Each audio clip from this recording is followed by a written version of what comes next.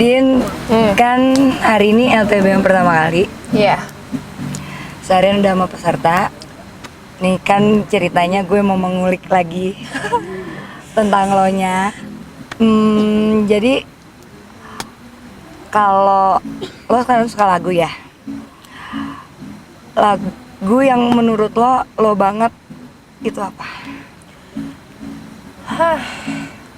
Kebetulan tuh tahun lalu gue dapet tawaran untuk remix lagu bareng band favorit gue sih, band Rumah Sakit. Band Rumah Sakit ini tuh band indie, jadi emang nggak terlalu kalau pop kan lebih famous ya, kayak banyak orang tahu. Kalau indie tuh emang segmented banget. Jadi kebetulan Rumah Sakit adalah pengisi playlist gue gitu loh, kalau gue naik gunung, di rumah atau di mobil. Jadi begitu Rumah Sakit ngajak gue ketemu, sebenarnya tujuan utama gue lebih ke pengen ngomong nih sama Rumah Sakit, boleh nggak ya lagunya gue pakai gitu. Tiba-tiba gue dibolehin untuk remix. Mereka ngajak gue remix song, terus gue boleh milih, dan gue milih lagu Hilang. Jangan biarkan aku jangan hilang. Kenapa lagu Hilang? Ya itu jawabannya, karena lagu itu bener-bener lagi ngewakilin gue banget, dan gue bener-bener sering banget dengerin lagu itu, kayak udah lama banget dari SMA kayaknya. Jadi yang suka Rumah Sakit tuh kakak gue, terus dia suka dengerin kayak Pure Saturday gitu-gitulah. Tapi kenapa Hilang itu kayak lo banget gitu, yang kayak ini lagu kayak gue banget. Ya jangan dibiarin hilang aja. Gitu. Liriknya lagi mewakili perasaan tahun-tahun ini. Najis gak sih? Terus menurut Dinda, hari sempurna menurut Dinda tuh kayak gimana? Bisa tidur lama, tanpa deadline, tanpa handphone panggilan kerjaan. Itu ya, gue pengen tidur lama sih, karena gue cukup kalau orang yang suka gerak banget gitu loh, atraktif banget, gue tuh nggak bisa diam. Jadi kadang-kadang gue tanpa disadari gue sendiri yang bikin gue sibuk gitu. Tapi emang mungkin positive thinkingnya mungkin di tahun ini lagi tahun produktifnya gue aja sih, nggak apa-apa, as long as positif. Ngehibur diri sendiri. Pokoknya hari sempurna Tidur aja.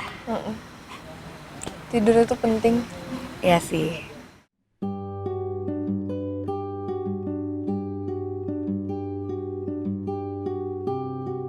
Sampai Dinda umur sekarang sampai berapa sih tahun ini? Pokoknya sampai tahun ini, hal yang paling bersyukur buat lo tuh apa? Kan maksudnya banyak ya, kayak ulang tahun kan bersyukur, apa LTB gini juga bersyukur, tapi yang paling banget bersyukur itu tahun ini atau selama hidup lo? Umur gue. Achievementnya sih dari kerja keras ini gue bisa lulus kuliah walaupun gak tepat waktu, tapi gak tepat waktunya tuh lebih karena gue kerja. Jadi gue gak terlalu mempermasalahkan gak tepat waktunya gue, karena emang kerja, gak punya aja gitu. Tapi yang lainnya juga ya, terus kuliahnya juga kayak sampai gue bisa lulus cuma jeda. Jadi harusnya kuliah 4 tahun kan, gue lulusnya 5 tahun. Tapi di 5 tahun pun gue tuh harusnya lulusnya 6 tahun sebenarnya. Tapi gue udah gak mau 6 tahun gitu. Lo masih mengusahakan? Masih mengusahakan 5 tahun ini, jadi gue bener-bener ngambil kelas SP, ngambil kelas remedial, supaya gue bener-bener bisa ngejar untuk ngambil skripsi, karena minimal tuh kayak 3 SKS doang kalau nggak salah, pas untuk bisa maju ke tesis kan. Jadi tuh bener-bener kerja keras banget, dan posisinya pada saat itu gue lagi syuting stripping, which is sinetron. Kalau sinetron tuh syutingnya setiap hari, yang dari pagi sampai pagi lagi gitu. Kadang-kadang gue bisa tidur di lokasi, tidur di mobil, yang udah kayak robot deh gitu. Tapi lo bisa survive itu, ya, makanya itu gue happy banget sih bisa nyelesain kuliah dengan uang sendiri, kerja keras sendiri. Bangga sendiri. Bangga banget, bahagia yang gak bisa diungkapin. Alhamdulillah, gue juga achievement paling besar di tahun ini, di tahun lalu sih kayaknya ya. Gue udah berhasil ngelunasin rumah. Ah, alhamdulillah loh. Tapi pacar belum ada. Gimana? Pacar. Gimana dong? Ntar aja Hidupan nih. ngikutin. Ya itu sih pokoknya Nggak sendiri. kesibukan yang gue alamin sekarang, nggak punya waktu istirahat cukup, bisa dibilang kayak gitu. Kayak untuk LTB aja kemarin tuh gue bener-bener syuting dulu, di jalan gue baru tidur, tapi di jalan tuh tidur ngambil sini dulu, ngambil alat sewa, jadi which is tidur gue tuh bener-bener kayak di jalan kepotong-potong. Nggak ada yang bener-bener. Nggak ada, waktu tidur gue lelap. tuh nggak pernah yang 8 jam tok gitu tidur gitu, belum pernah dalam bulan ini. Jadi waktu Lo tidur gue harus nyicil ya gitu sih. Tidur tuh Ya makanya gue kalau ditanya apa yang paling dibutuhin, tidur sekarang sih. iya sih. Tapi kan butuh sama sempurna beda, Ci. Sempurna ya, beda ya. Beda. Pinter ya lo. Beda. Butuh belum tentu sempurna. Ya kalau sempurna apa ya? Ya, Kalau sempurna mungkin kayak apa ya? Gue lebih suka tidur sih. Main di alam, kayak sekarang gue lagi suka camping ground juga sih, kayak nggak terlalu effort untuk dapat suasana alam, tapi gue bisa dapat suasana yang tenang, nggak banyak orang yang tahu, karena banyak orang yang tahu tuh nggak enak. Kayak karena introvert juga ya. iya, tapi lama-kelamaan mulai terbiasa sih, cuman tetap aja kalau bisa sih nggak usah terlalu banyak yang tahu. Jadi makanya lebih suka di alam, nggak ketemu banyak orang gitu. Ya mungkin kalau misalnya paling sempurna adalah bisa di alam, tenang, campingnya nggak diuber-uber waktu gitu. Karena kan sejauh ini gue naik gunung deadline waktu, gue harus cepet-cepet pulang untuk kerja lagi gitu. Makanya gue butuh untuk kayak Terus lunas relaksasi. rumahnya di alam nggak? Kenapa? Lunas rumahnya di alam nggak? Kenapa nggak sekalian aja di alam? Beli ya? Amin sih ya, mudah-mudahan sih. Nggak gampang gila buka itu. Tapi cita-cita nggak, Ci? Pengen banget sih gue punya rumah di bukan alam, ya alam mungkin ya. Kayak lebih Jauh gitu dari kota. Iya. mungkin di Gue cuma kayak pengen punya pedesaan rumah sih.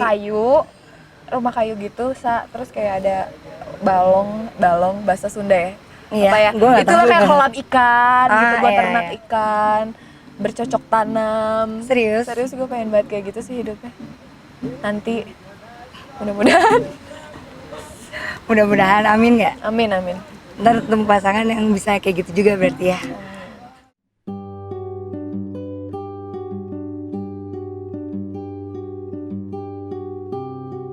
Dinda, lo tuh berapa bersaudara?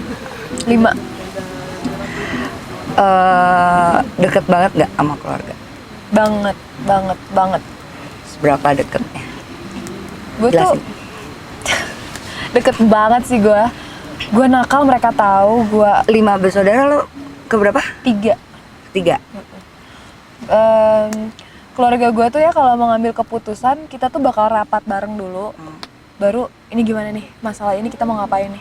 Walaupun masalahnya nggak bersangkutan sama mereka, misalnya masalah gue dong, kamu lagi kenapa, kamu gimana, itu juga yang bikin gue tetap on track gitu, ngerti gak sih?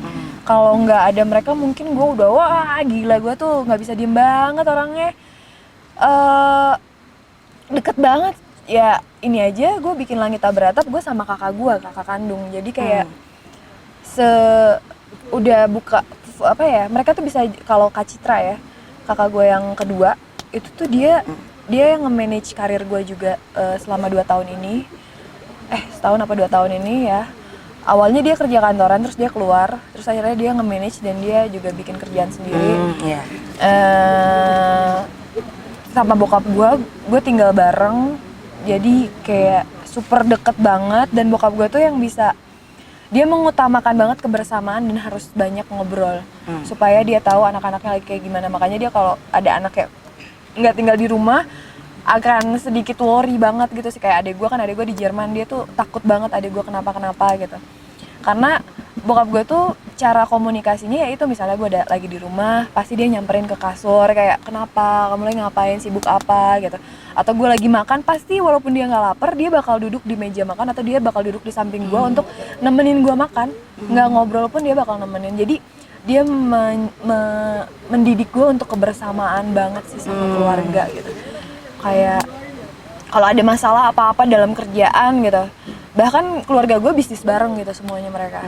Jadi intinya karena dibiasakan untuk meeting, rapat, mengambil keputusan bersama, minta pendapat kakak pertama, kakak kedua, adik bahkan dimintain pendapat. Jadi tahap adik siapapun di keluarga gue tuh udah nggak ada kayak gitu kakak adik gitu. Jadi kayak Ya pendapat siapapun lo, boleh gue ngasih pendapat, siapapun boleh ngasih masukan dan lain-lain untuk kehidupannya.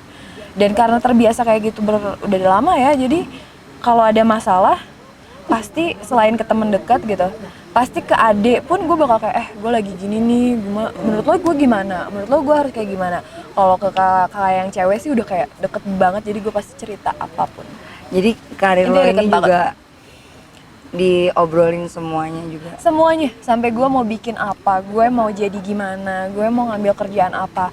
Ntar kalau misalnya gue, kak aku mau ngambil ini, ntar dia yang kayak menurut kakak, kalau kamu Jelasin. gini, kayak oh gitu. Ada pro cons-nya. Ya, Oke. gitu. Jadi deket banget sih gue sama keluarga. Sedekat itu. Family person banget gue. Paling deket sama siapa? Kak Citra, No wonder. no wonder. Kedua bokap gue, Oh iya. ya. Coba urutin. Pertama Kak Citra, kedua bokap, ketiga Brilian adek gue, ya sisanya ngikutin lah. Nanti kalau diurutin jealous. Terus satu dua tiga aja. Tapi kenapa Kak Citra? Kak Citra, Jangan dibilang karena manajer sekalian iya Kak Citra kakak ya. Kak Citra tuh sebelum Kak Citra jadi manajer gue, Ya.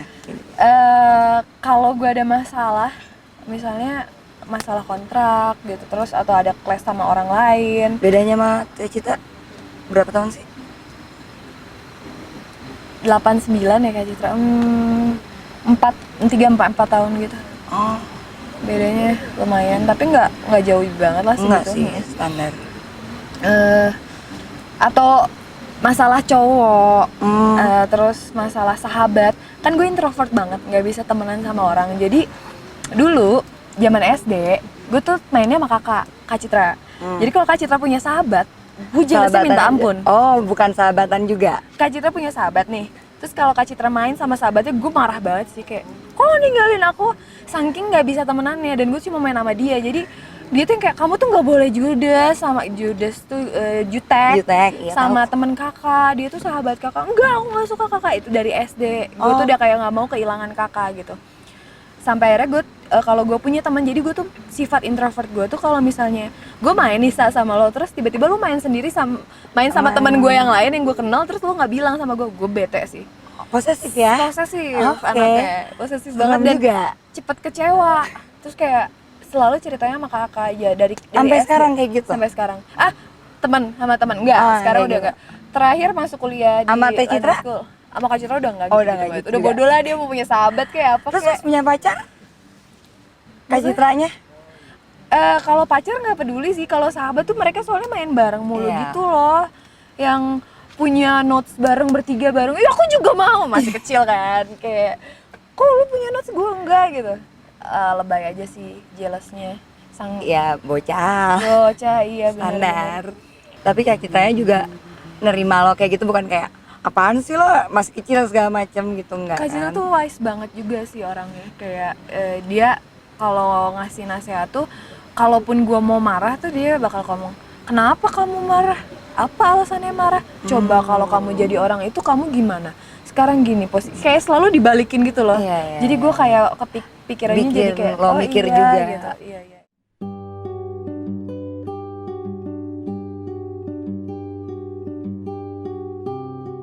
Gue bukan dilahirin dari orang yang kaya raya mampus banget gitu, tapi gue berkecukupan.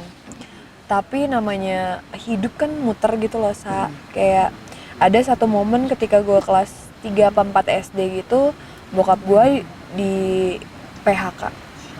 Terus nyokap gue keluar dari bank. Jadi dua-duanya tuh di tahun itu tuh kayak nyokap bokap keluar, gue masih SD, kakak gue juga SD, kakak gue yang satu lagi SMP, adik gue SD. Jadi kayak emang bokap gue tuh bener-bener, bokap dan nyokap gue bener-bener berusaha banget untuk, Dari dua-duanya kerja. ya berusaha banget untuk, aduh gimana nih supaya si anak-anak ini bisa tetap dapat bekal sekolah gitu. Kadang-kadang, nggak kadang-kadang sih, sering kali bokap gue udah yang kayak minjem ke adiknya, minjem ke kakaknya gitu. Bokap gue akhirnya mencoba segala hal, gitu juga nyokap gue. Terus kalau bokap pas lagi fase sulit itu dia sampai jadi agen koran. Ini sih yang pengen gue klarifikasi sih. Dia pernah jadi agen koran, waktu itu gue kelas 4 SD, dan gue nemenin.